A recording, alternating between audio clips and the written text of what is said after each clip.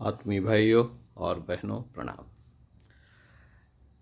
पुस्तक सहयोग और सहिष्णुता गायत्री मंत्र के गो अक्षर की व्याख्या लेखक पंडित श्री राम शर्मा आचार्य आपको पढ़कर सुनाते हैं। आइए सुनते हैं सहयोग और सहिष्णुता।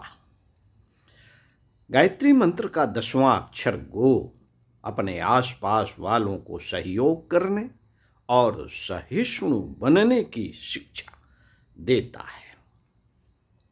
गोप्यः स्वयं मनोवृत्तिर्न सहिष्णुर्नरो भवेत्। स्थित मज्यस्य वै वीक्ष तदनुरूप माचरेत। अर्थात अपने मनोभावों को छिपाना नहीं चाहिए, आत्मीयता का भाव रखना चाहिए। मनुष्य को असहिष्णु नहीं होना चाहिए, दूसरों की परिस्थिति का ध्यान रखना चाहिए। अपने मनोभाव और मनोवृत्ति को छिपाना ही छल, कपट और पाप है। जैसा भाव भीतर है वैसा ही बाहर प्रकट कर दिया जाए तो वह पाप निवृत्ति का सबसे बड़ा राजमार्ग है।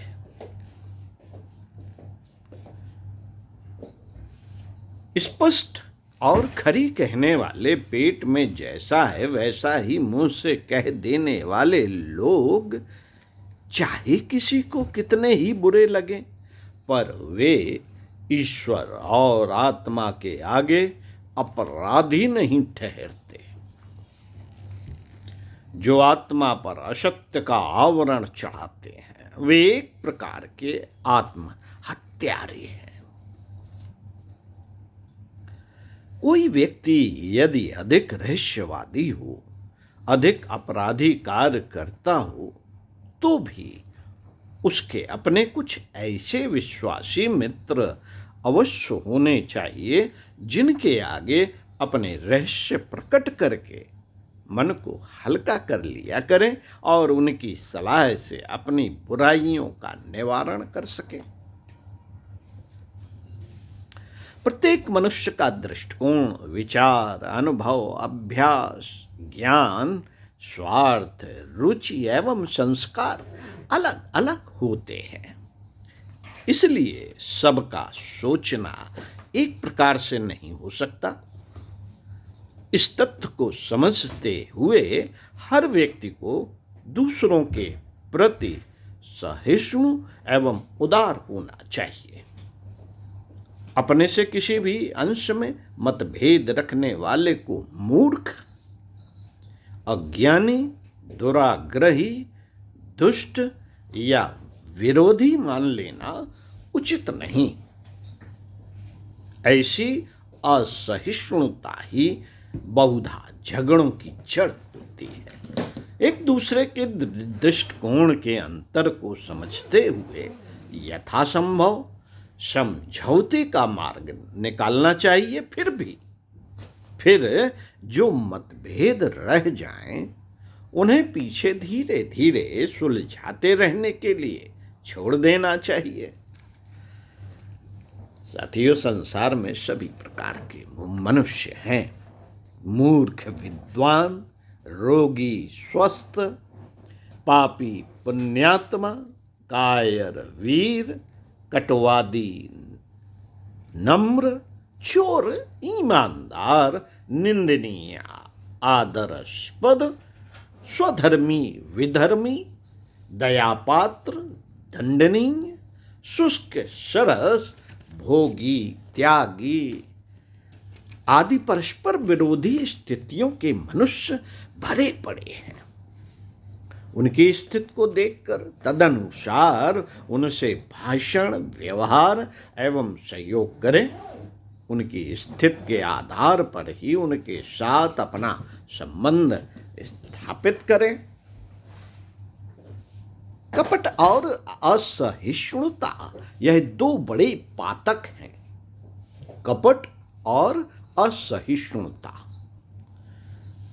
धोखा, विश्वासघात, छल, ढोंग, पाखंड, यह मनुष्यता को कलंकित करने वाली सबसे निकृष्ट कोट की कातरता एवं कमजोरी है। जिसको हम बुरा समझते हैं उससे लड़ाई रखें तो इतना हर्ज नहीं, परंतु मित्र बनकर, मिले रहकर, मीठी मीठी बातों से धोखे में रखकर उसका अनर्थ कर डालने में जो पाप है वह निकृष्ट कोटि का है। अनेक व्यक्ति ऊपर से मिले रहते हैं, हितैषी बनते हैं, भीतर से शत्रु का काम करते हैं, विश्वास देते हैं कि हम तुम्हारे प्रति इस प्रकार का व्यवहार करेंगे, परंतु पीछे अपने वचन को भंग करके विपरीत कार्य कर डालते हैं, विपरीत कार्य कर डालते हैं। आजकल मनुष्य बड़ा कायर हो गया है। उसकी दुष्टता अब मैदानी लड़ाई में दृष्टिगोचर नहीं होती। प्राचीन काल में लोग जिससे द्वेष करते थे, जिसका अहित करना चाहते थे, उसे पूर्व चेतावनी देकर मैदान में लड़ते निपटते थे। पर आज तो वीरता का दर्शन दुर्लभ हो रहा है। विश्वास दिलाकर, मित्र बनकर, बहका फुसलाकर किसी को अपने चुंगल में फंसा लेना और अपना स्वार्थ सिद्ध करने के लिए उसके प्राणों तक का ग्राहक बन जाना आज का एक व्यापक रिवाज हो गया है। जिधर दृष्टि उठाकर देखिए उधर ही छल, कपट, धोखा, विश्वासघात का बोलबाला दिखता है। यह आत्मिक कायरता मनुष्य के पतन का निकृष्टतम चिन्ह है। इससे ऊपर उठे बिना कोई व्यक्ति सच्चा मनुष्य नहीं कहला सकता। किसी की धरोहर मान लेना, विष खिला देना, पहले से कोई वचन देकर समय पर उसे तोड़ देना, असली बताकर नकली चीज देना, मित्र बनकर शत्रुता के काम करना, यह बातें मनुष्यता के नाम पर कलंक है। कलंक है विवाह के समय देवता और बच्चों, पंचों को साक्षी देकर, विवाह के समय देवताओं को साक्षी बनाते हैं और पंचों को साक्षी देकर लोग यह धर्म प्रतिज्ञा करते हैं कि हम नारी के जीवन का सारा उत्तरदायित्व अपने ऊपर लेते हैं। जैसे बालक का सारा उत्तरदायित्व उसकी माता पर होता है। माता अपने बच्चे से काम लेती है, डांटती फटकारती भी है, परंतु उससे भी पहले उसके हृदय में अनंत करुणा, आत्मीयता, ममता और क्षमा का समुद्र लहराता होता है। जिस माता के हृदय में वात्सल्य, क्षमा, ममता और करुणा की भावना न हो, केवल बच्चे से अपना फायदा उठाने की, उसे गुलाम की तरह वशवर्ती रखने की वृत्ति हो, वह माता शब्द को कलंकित ही करेगी। वह माता शब्द को ही कलंकित करेगी। इसी प्रकार जो लोग देवताओं और मंत्रों की साक्षी में अपनी धर्म पत्नी को माता, पिता, भाई, बहन सबसे छुड़ाकर उनके स्नेह एवं उत्तरदायित्वों की पूर्ति अपने ऊपर लेते हैं, उन्हें उचित है कि जीवन भर उस विवाह की प्रतिज्ञा को निभाएं। परंतु देखा जाता है कि स्त्री की थोड़ी सी नासमझी का उसे इतना भारी दंड दिया जाता है। जिसे देखकर न्याय की आत्मा ही कांप जाती है। पतियों द्वारा पत्नी की हत्या या परित्याग में प्रायः ऐसा ही कायर विश्वासघात भरा होता है। वासना और धन का लोभी मनुष्य न्याय मार्ग से जब अपनी लोलुपता को पूरा नहीं कर पाता तो अनेक अनैतिक छल पूर्ण मार्ग अपनाकर अपना स्वार्थ सिद्ध करता है। शास्त्र का आदेश है कि हम सदैव अपने धर्म कर्तव्य और उत्तरदायित्व को निभाएं। सच्चाई के मार्ग पर चलने से यदि कुछ असुविधाएं भी सहनी पड़े तो उन्हें प्रसन्नता पूर्वक सहना चाहिए। इस प्रकार जो सत्य के मार्ग पर चलने में असुविधाओं का स्वागत करने को भी तैयार रहते हैं, वे ही गायत्री माता के सच्चे प्रेम पात्र बन सकते हैं। साथियों, दूसरी आवश्यकता है यह है कि हम सहिष्णु बने। किसी की जरा सी गलती पर आग बबूला हो जाना या किसी से थोड़ा सा मतभेद होने पर उसे जानी दुश्मन जान लेना बहुत संकुचित विचार है। संसार में कोई पूर्णतया निर्दोष या निष्पाप नहीं। हर मनुष्य अपूर्ण है, उसमें कुछ न कुछ दोष, बुराई या कमी अवश्य रहती है। थोड़ी सी कमी के लिए उसे पूर्ण त्याज्य समझ लेना ठीक नहीं। दूसरों की इच्छाओं का समुचित उपयोग करना चाहिए, उन्हें बढ़ाना चाहिए, त्रुटियों को सुधारने या घटाने का प्रयत्न करना चाहिए, परंतु इसके लिए अधीर नहीं होना चाहिए। सहिष्णुता और धैर्यपूर्वक काम चलाऊ सहयोग का मार्ग निकाल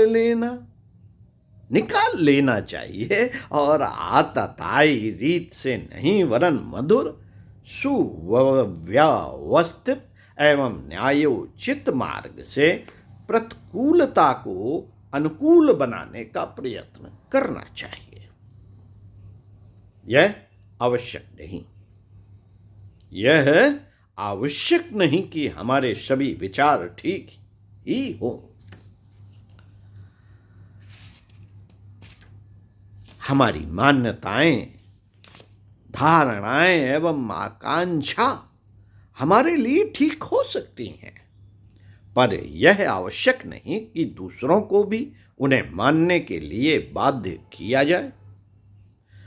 अनेक दार्शनिक, धार्मिक, सामाजिक एवं राजनैतिक मतभेद प्रायः ऐसे होते हैं कि जिनमें दोनों ही पथ भ्रांत पाए जाते हैं। इनके संबंध में हमें अधिक सहिष्णुता की आवश्यकता नहीं है, परंतु स्मरण रहे कि यह प्रबल विरोध ऐसा ना हो जो उल्टे हमें ही अपराधी बना दे। दंड देने योग्य विवेक हर एक में नहीं होता, खास तौर से जिसका अपराध किया है उसमें तो बिल्कुल ही नहीं होता। इसलिए दंड के लिए उदार, विवेकमान, न्यायप्रिय एवं निष्पक्ष व्यक्ति को ही पंच चुनना चाहिए। न्यायालयों की स्थापना और न्यायाधीशों की नियुक्ति इसी आधार पर हुई। संसार में कोई भी दो मनुष्य एक सी आकृति के नहीं मिलते। प्रभु की रचना ऐसी ही है कि हर एक मनुष्य की आकृति में कुछ न कुछ अंतर रखा गया। आकृति की बात विचारों, विश्वासों और स्वभावों में भी अंतर होता है। जैसे विभिन्न आकृतियों के मनुष्य एक साथ प्रेम पूर्वक रह सकते हैं, वैसे ही विभिन्न मनोभूमियों के मनुष्यों को भी एक साथ रहने में प्रेम पूर्वक सुसंबंध बनाने में कोई अड़चन न होनी चाहिए। समाज की सुख शांति, एकता और उन्नत इसी सहिष्णुता पर निर्भर है। असहिष्णु लोगों का समाज सदा कलह और संघर्षों से जर्जर होता रहता है। वह किसी भी दृष्टि से कोई उन्नत नहीं कर पाता। साथियों, पढ़ते रहिए कुछ अच्छा और सुनते रहिए कुछ अच्छा। इसी क्रम में स्वाध्याय सत्संग का क्रम बनाए रखते हुए चिंतन मनन आपका हम पढ़कर सुनाएंगे अगले वीडियो में इसी पुस्तक से, घृणा की हानिकारक मनोवृत्ति। ओम शांति।